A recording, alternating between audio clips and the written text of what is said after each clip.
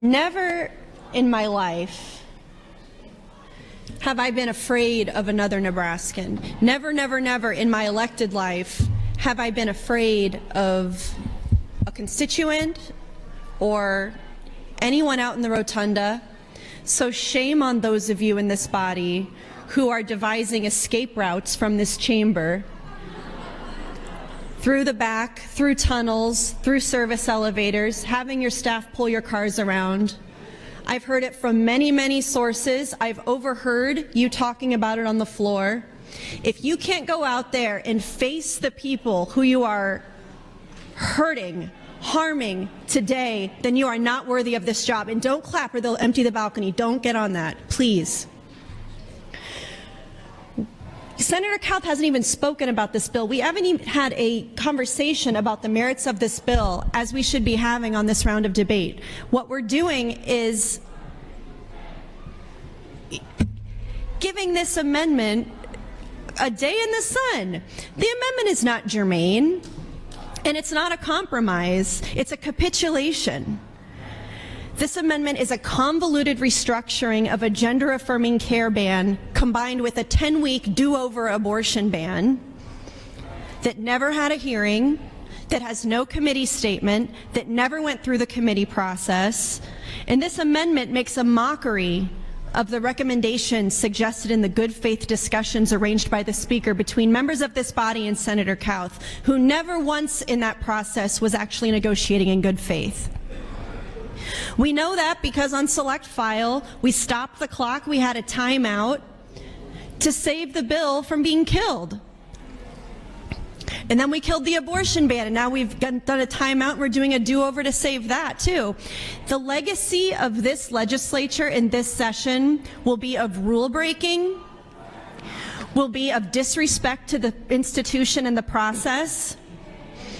And that is the legacy that you are creating for yourselves. And I would be mortified personally if that was me. It could never be me. I would be so embarrassed.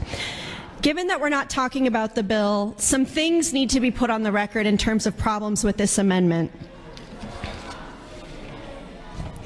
The language in AM 1658 treats an embryo outside of the body as different from one inside of the body and attaches limitations to one inside the body of a woman but not one outside the body.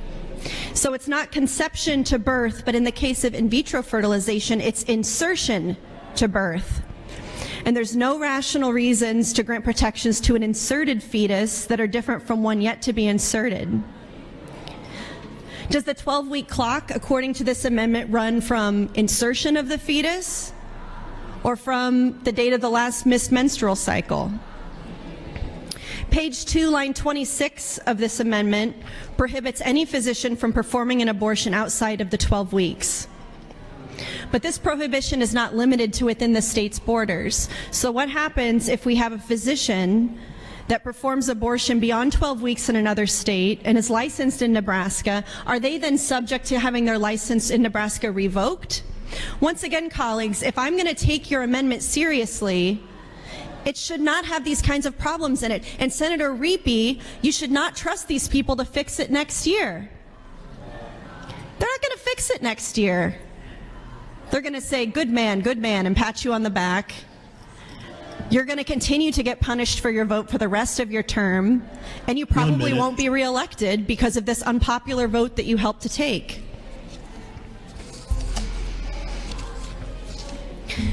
I have never been afraid of another Nebraskan, especially given all the work that you all have done to make sure that they're all armed all the time. There's people in the rotunda with guns, folks.